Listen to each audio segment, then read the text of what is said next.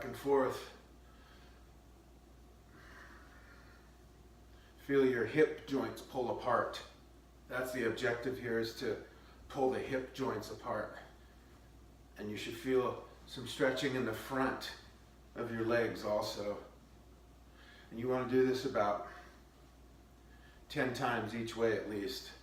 You should also feel your triceps and biceps stretching as your arms go over your head. This is like a multi-stretch movement right here you have to do. You'll feel your abs and your obliques and your lats stretching also. All those muscle groups at the same time, you want them all to stretch at the same time. This is dynamic stretching. This is what elongates muscles and keeps them elongated for performance. That's my first one. The second one is just leg kicks.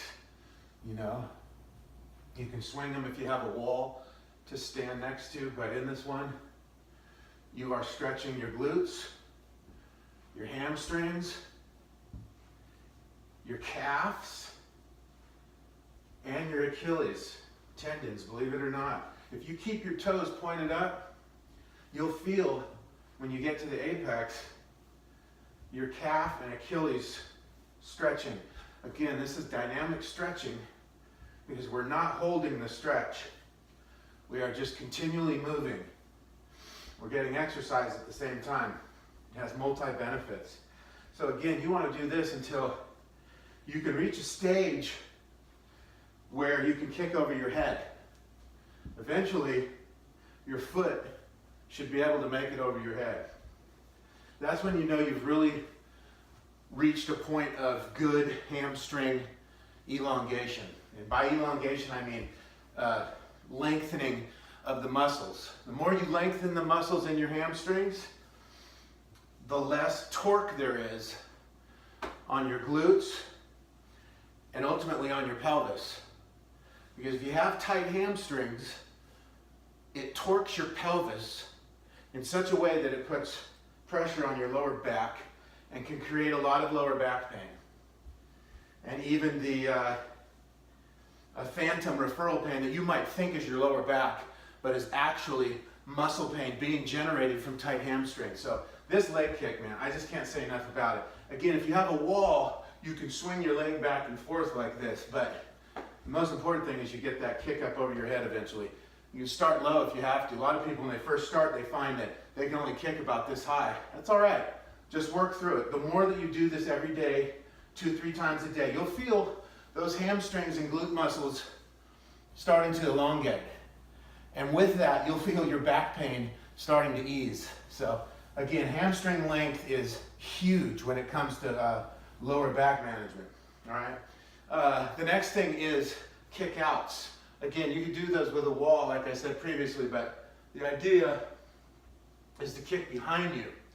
And by doing this, you are opening up your hips. And oftentimes I put my arms out to the front, kind of do a Superman. And what I'm doing here is I'm stretching all the muscles in the front, including my quads. So this also helps with balance. And well, you're doing a little glute building as well, you'll feel as you do this. But the main thing is to feel your quads stretching in the front of your hips, opening up as you kick to the back, all right?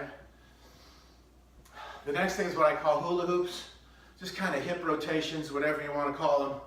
You want to go to the left probably 20 times. You want to draw very equal circles.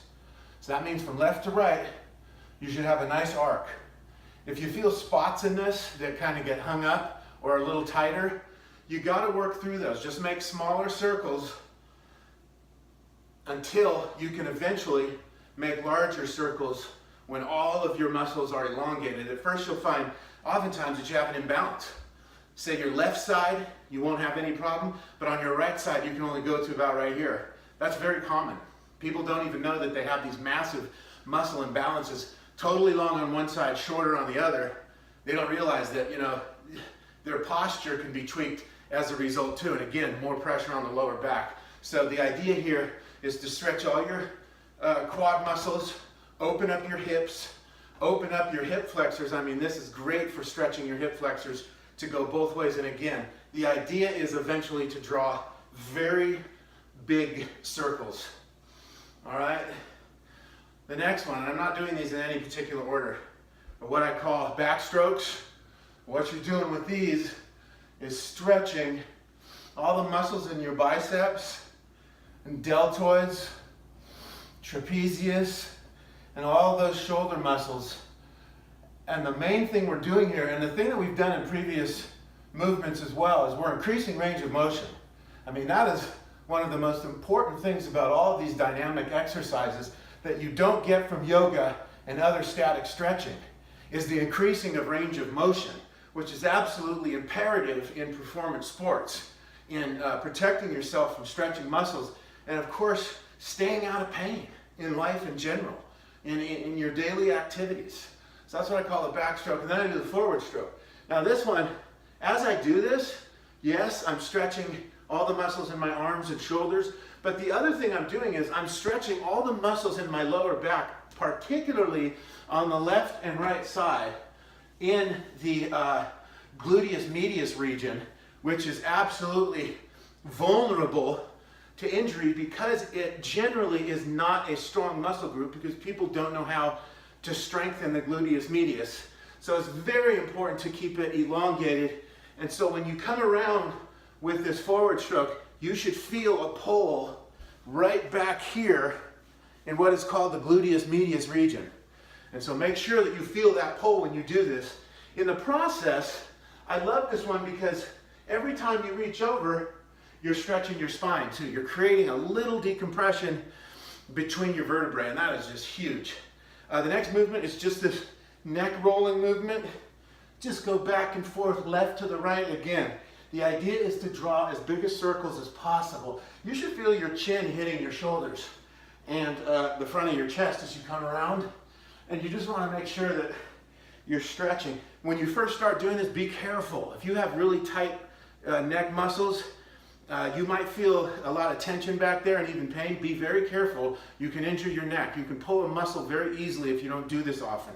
But the idea, again, is to stretch those muscles in the neck and create symmetrical flexibility in your neck so your neck is not susceptible to injuries. When you come down to the front, you should feel a pull, not just in your neck, but also in your upper back region. And this helps stretch out those, provide a little decompression between those vertebrae in the upper back to prevent injury there as well. So the more you kind of bring your shoulders forward and then roll your neck back and forth, you'll feel your upper back vertebrae kind of pulling apart, and that is excellent. The next movement is kick-ups. In this movement, what you're doing is, again, this is dynamic stretching. You are kicking your own butt with your heels. And you'll find that if you've never done this, that it's probably hard to do. And that's all right, that's normal, because those of us who sit all day, drive, sit in an office, etc., we shorten all the muscles in the front of our body. We shorten our quads, we shorten the muscles around our pelvis, our abs. All these muscles in the front get shortened. Why? Because we're sitting like this. All these muscles get shortened, and all these muscles back here get lengthened. And what it does is create a huge imbalance in your pelvis section and makes your back very vulnerable to injury. Very vulnerable to injury. And you probably will experience a lot of back pain if you sit a lot and you don't do a lot of this stretching that I'm saying to do. We do these kicks for the same reason we do these kicks in the front. And that is, in this case, to stretch out the quad muscles. And you'll feel as you do this some tension and maybe even a little pain in your quads as you do this. But the idea is to get to the point that you can kick yourself in the butt really hard. And you'll know that you're finally reaching that point where your quad muscles are stretched out. The other thing you can do is lean forward and pull your heel into your butt. And this is more of a static exercise, but if you go back and forth quickly, then you can turn it into a dynamic stretch. But in this process, we're opening up the front of the hips and we're stretching the quad muscles. See what I mean? All right. So check it out. We've stretched our hamstrings. We've stretched our quads. We've stretched the muscles around our hips and hip flexors. We've stretched our abs and our obliques by going back and forth. We've opened up our hips. Hopefully our pelvis is in more of a neutral position rather than having an arch back or something like this. We're somewhere right in the middle because we've created all this flexibility and movement around our hips by all of these hip moving exercises. And in the process, eliminated back pain eventually. The next movement is, you usually have a wall to do this, is to lean against something and stretch your calves by driving your heel into the ground and leaning forward, back and forth. And I do it 3 count. 1, 2, 3. And I'm feeling the stretch in my calves. 1, 2, 3. 1, 2, 3. Also feel the stretch in my Achilles tendons. And again, as I'm driving my heel into the ground. The other thing people don't do that you should try doing is turn your heel in and do the stretch. Turn your heel out and do the stretch. And as you do so, you'll be stretching all the areas of your calf and your Achilles heels and your foot rather than just the back part, which most people normally do. The other thing to do is to turn your foot so your toes are on the ground and then rock back and forth to create, again, range of motion in your foot. The idea is to get your foot joint 360 degrees fluid range of motion, which a lot of people don't have, again, from sitting all day and their feet being like this all day. The foot, that is not the natural position for the foot, by the way. The foot should be able to go in all different directions and it should have flexibility in all the muscles. You might find at first when you first start putting your toe on the ground and rolling your foot, that the muscles at the top of your foot are really tight. That's all right. You have to work through them and loosen them up, and over time, it'll get to the point where all your toes are stretched, all the muscles on the top of your foot are stretched, and all the muscles at the surface of the foot and the back of the foot are stretched as well. All right, the last exercise, dynamic stretch rather, one of the most important ones, and one of the ones that you have to be very careful with if you've never done them before. I call them roquettes. You can call them whatever you want, but in this exercise, in this dynamic stretch, we throw our leg across the front of our bodies, and in the process, keep our shoulders square with the front.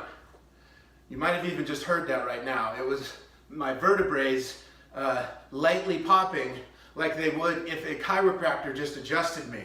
If you were to slow this down and you were to look to see exactly what is happening with my anatomy when I do this, you'll find that it is basically the same exact movement that a chiropractor makes when they lay you on your side. Bring your leg over you, push down, and release the compression in your lower back. And that is, if you don't know this, that's what chiropractic is all about. It's about relieving tension. It's about relieving compression. The reason that it works is because once you have released that tension and compression in there, it gives the muscles an opportunity to get more blood and oxygen and heal. However, again, if you are doing these exercises regularly and these stretches, which I do at least a couple times a day, I always do them before I work out. I generally do them a quicker version in the middle of the day and sometimes even lightly at night. If you're doing all these exercises I'm showing you, you're not going to have a lot of compression and tension in your lower back. Your hips are not going to be sore on the left and right sides. And in time, you'll be able to run every day. You'll be able to lift every day. You'll be able to climb every day. Whatever your chosen activity is, you'll be able to do it on a consistent basis without a lot of pain.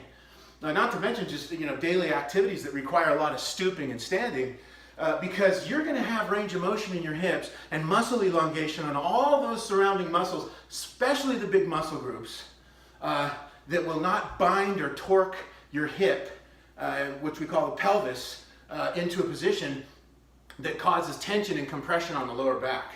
So again, this stretch right now, and you can see what I do is when I go this way, my left arm comes across my body.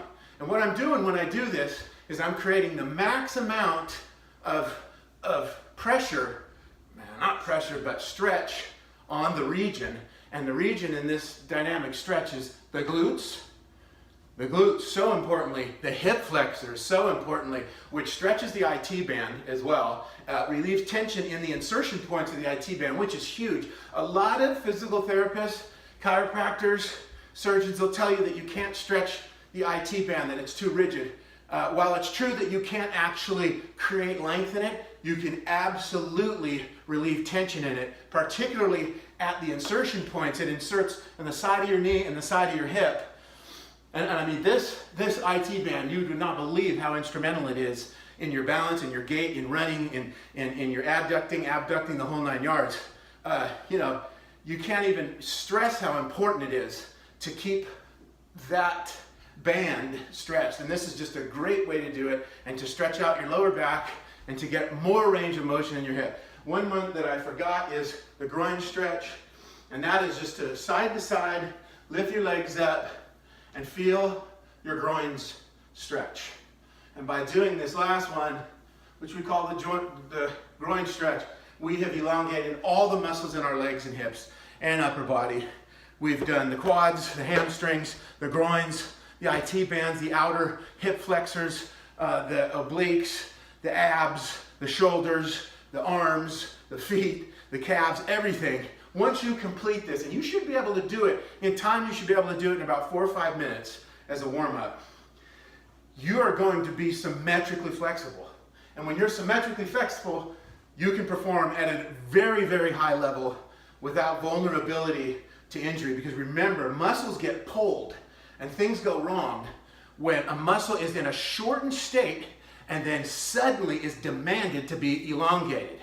That's how muscle tears and pulls occur. An example of that is, let's say you're running on wet grass, all right? And your leg is bent as you come down, all right?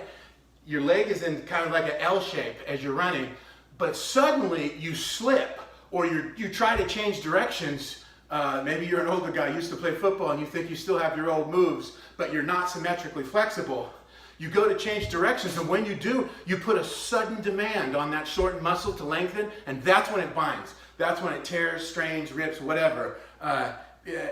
When you are symmetrically flexible and you are constantly doing all of these elongation exercises that I'm showing you, your muscles will be so much less likely to tear, rip, strain, do any of those things when you place demands on them, because they'll be taut, they'll be flexible, they'll be elastic. And that really is, at the end of the day, that is the ultimate goal of all of these dynamic stretching exercises.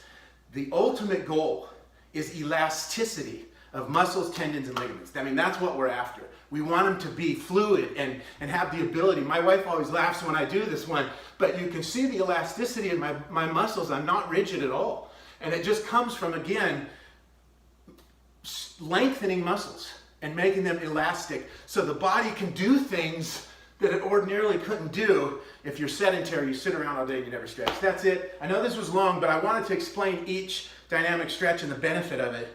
And hopefully this helps you get to a point where you are 360 degrees symmetrically flexible and can perform at your highest level and live a life without pain. Have a great one.